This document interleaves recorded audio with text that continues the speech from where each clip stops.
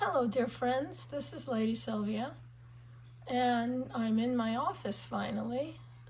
It's partially done, but I'm still waiting to find several other pieces that are missing in my office. For example, my computer and my printer, they're still missing. But anyway, here in San Diego, it's kind of raining today, and I think it's supposed to rain till Tuesday, which is great because it lessens the chance of any wildfires. There's been so many bad wildfires in LA, and I used to live in LA for many years. So my heart goes out to all those people. But we're in the southern part of California, closest to Mexico, and we haven't really had any wildfires or any kind of problems. There was a fire in Chula Vista, which is closer to the border to Mexico than we are.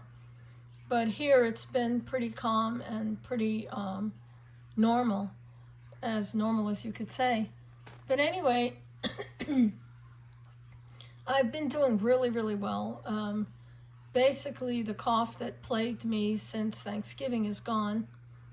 And I made an appointment with a doctor at University of San Diego for my knees. So I'm hoping I can get some help with my injections like I used to get in UNM.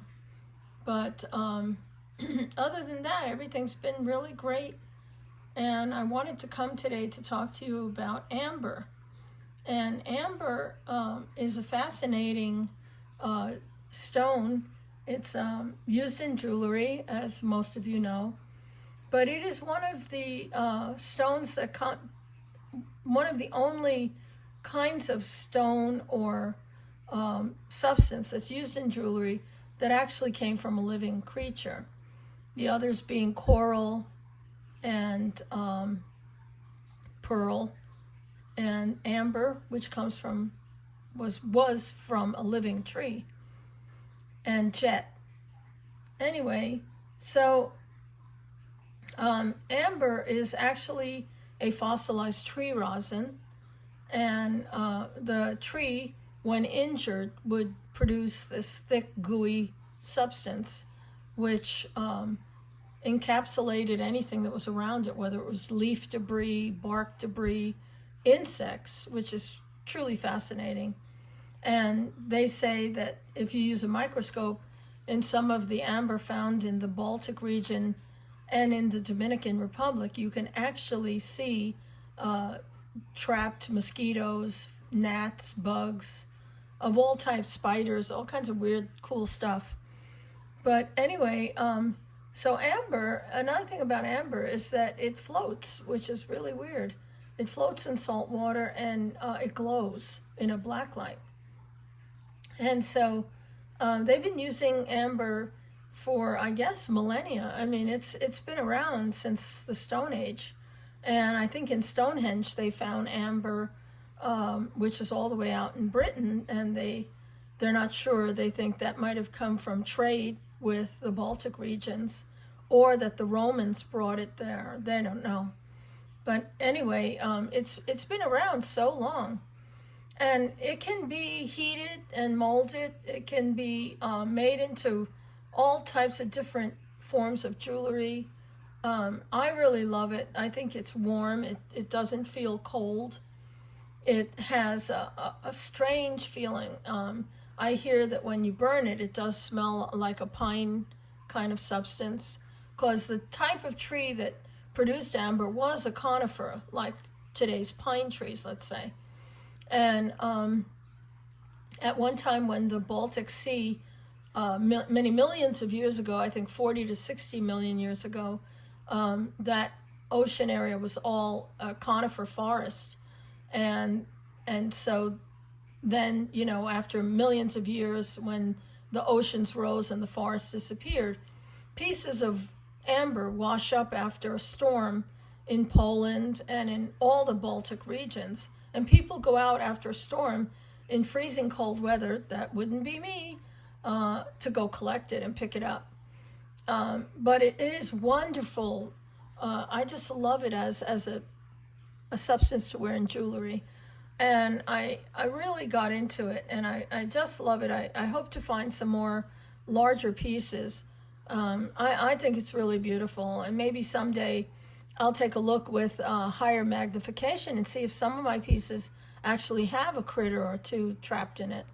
I kind of would think that would be wonderful, kind of cool. But anyway, the other thing about amber is I was reading that, like rosin, it's been mentioned in the Bible, like frankincense and myrrh, which was what the Magi brought to Jesus. They brought gold, frankincense, and myrrh. Well, myrrh is a tree rosin, and it's harvested in Africa, and they stab the tree. And that's what I saw in the videos. They kind of take a thing and they put a nail or something. Anyway, they stab the tree, and after a while, the tree begins to produce this rosin. Then they collect the rosin, and it solidifies, and that's myrrh, and they burn it, and it's from a specific tree in Africa. Excuse me. So it's related like that to amber, in that, you know, amber is also, and apparently amber, if you burn it, will smell very sweet and have that pine kind of foresty smell. Of course, I would never do that to any of my amber, but I actually saw it on YouTube. A guy took a match to the amber and it burns, and then it releases this beautiful smell. So anyway, I like it. I think it's beautiful. I think it is very beautiful when you mix it with turquoise. There's something about the balance of the yellow and the brown. And I have a few pieces that I'll show you and share with you from my collection. This piece here is from Desert Rose Trading. It's in sterling. It's got a sort of a honey-colored piece of amber there and some amber in between the turquoise. And it has a sterling closure. And there are earrings that match it. I got all of the Desert Rose Trading from my friend Tanya at My Jewelry Addiction. And I'll show you another piece I bought from her. Where is it? Well, this piece too. This is beautiful, sort of a greeny yellow amber with turquoise. This is DTR also. And this one too. This is DTR with a beautiful deep honey color set in sterling. And then the diamond-shaped beads are also amber. And I made this piece from beads that were I purchased from my friend Anna at Vintage Jewelry Galore. She has a YouTube channel too. And I used citrine because she gave me a bag of citrine and there was amber mixed in it. And so I made this multi-layered necklace, and then I used sterling silver cones and sterling silver clasp. And then I also received a bag of these slivers of amber from her.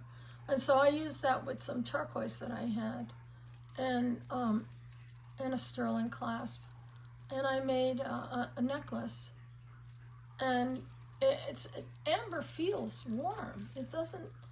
It feels warm and kind of not quite soft. It's hard to describe the feeling, but it feels wonderful, and it feels even better on.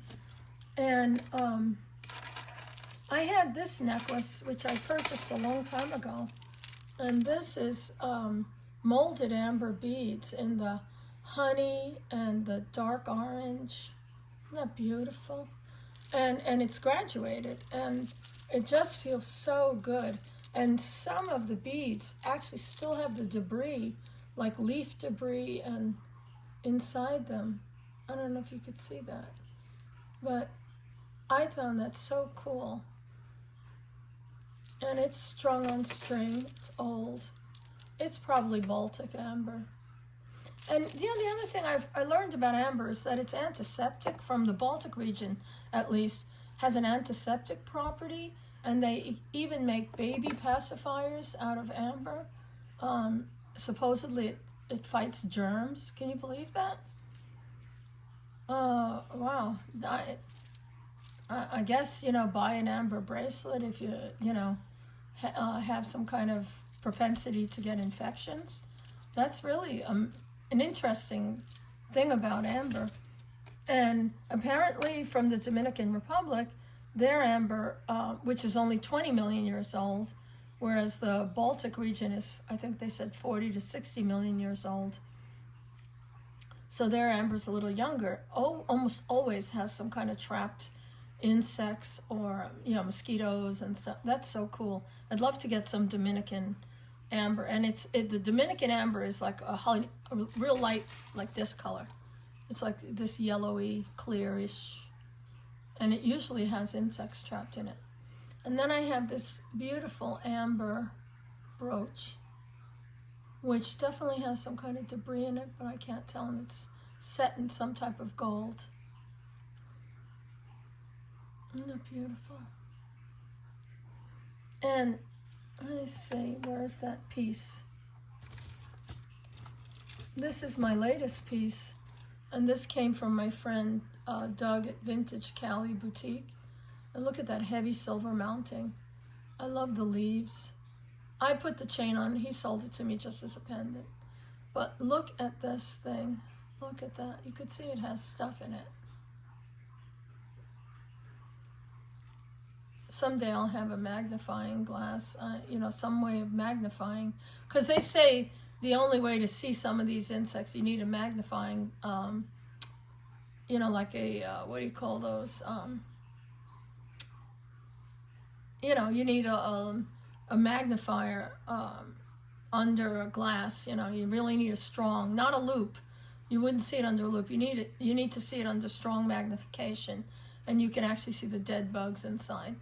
But you could see this one, it has some kind of debris in it. But it's such a big, beautiful piece of amber. I just love it, and I love the feel of it.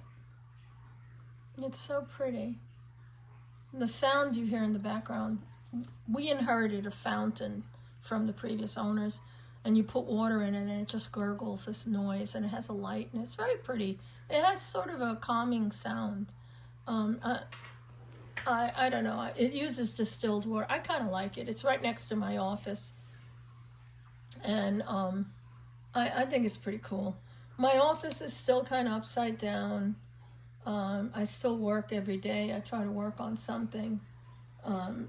I did these pins. This is a piece of a ammonite shell. And then I made this pin all around it. And then I made this piece. This is glass and metal Swarovski crystal, and I made this pin. It's kind of avant-garde. And then I bought these rosin cameos. I made brooches out of them. This one. I used pearls, seed beads. Some of them have stones like coral. Oops, upside down. Isn't that pretty? Pearls and coral. So that's what I've been doing. I've been working on different things. Every day I work on something different. I made another necklace. Let me see if I can go get it. That has the laser etched daggers. Hold on.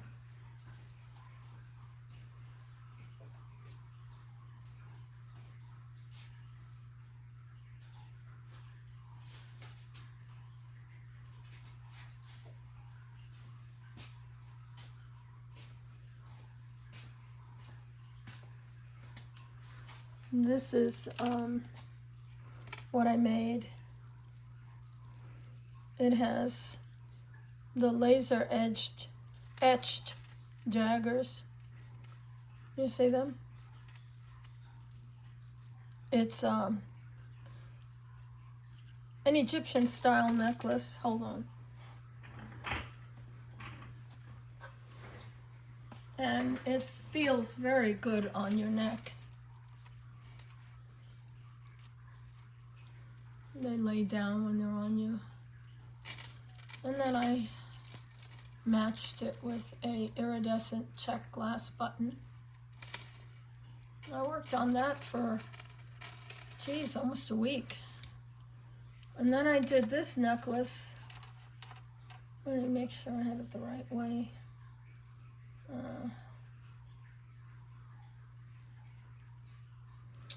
This is worn asymmetrically. And it has those beautiful gems in a setting. It's actually by a designer in Israel, but I bought the pattern and I made it. I like the colors. I want to make it in some other colors. Love the big gemstone at the end. So it's pearls. These are called navets, pearls and crystals. And they're in what they call a gold setting. And then I made the earrings to match. So I think that came out pretty cool. I really enjoy beading.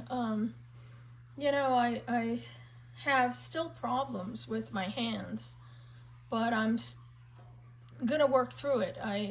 I'm gonna go see another doctor. I have an appointment for a knee doctor at UCSD down in La Jolla, and hope to get my knee injections. But you know how you have to go through all that rigmarole with getting your, they're probably going to want to do imaging again and all that crap. And then I have to find a regular doctor for my regular prescriptions and want to talk to somebody about, I have to take care of my asthma too. That's another thing. But other than that, I'm really, my spirits are high. I'm feeling really wonderful, and I'm glad to be back.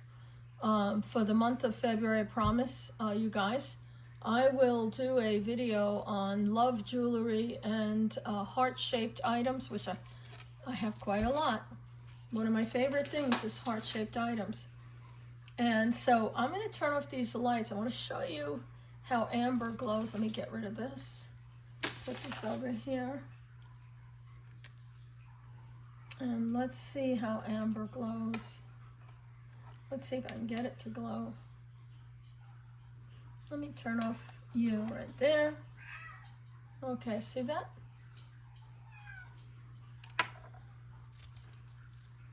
Wow, look at that. And then, look at that.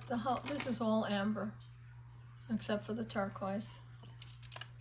And then this piece, well, you could see it glowing right there sitting in a pile. Look at that. It has that really beautiful, weird glow. And look at this necklace, the big one. Oh my God, the whole thing glows like crazy. And then even this one, which is citrine and amber, watch. See the amber? Comes up, that yellowy glowing color, see? That's the amber beads. Because the citrine doesn't glow, but the amber definitely does. So, I think that's so cool. So weird about amber. I just love it. This piece has that yellowy, hold on.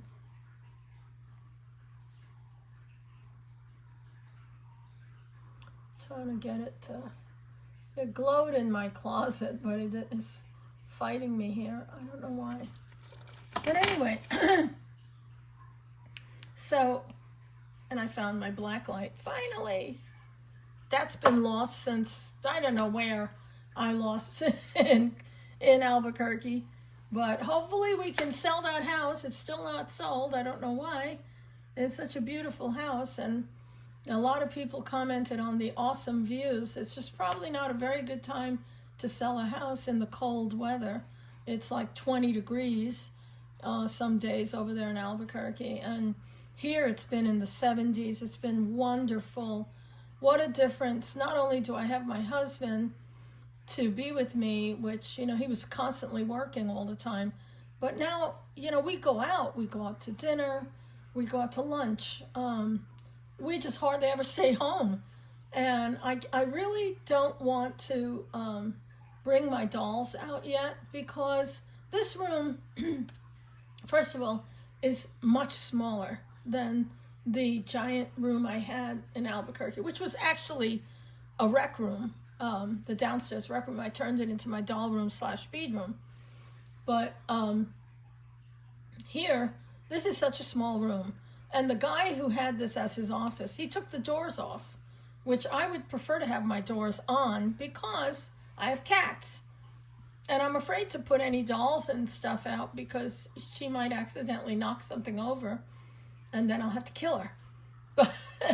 But I'd rather not put anything out yet until I want to get some doors put in this room. And there's still so much that has to be unboxed, and I don't want to unbox things that I can actually put into danger, like my very antique dolls. And so I'm kind of worried about that. But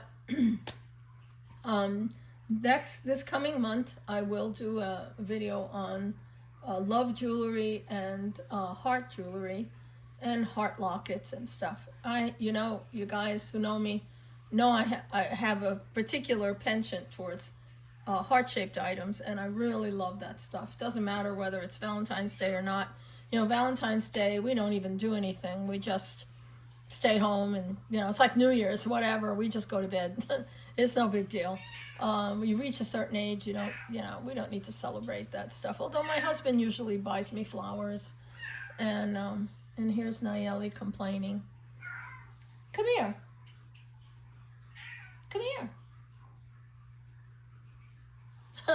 Anyway, I love you, my friends. Thank you so much. You guys mean a lot to me, and I'm so happy that I have you as my friends. And I will always write you back if you write to me. So let me know which one of the pieces you really loved, and if you have a particular amber piece you'd like, tell me all about it. And if you have my email, send me a photograph of it. I'd love to see it. God knows I love to see other people's jewelry, and it's fascinating. It's a great subject matter. So take care, my friends. God bless you all. Bye-bye.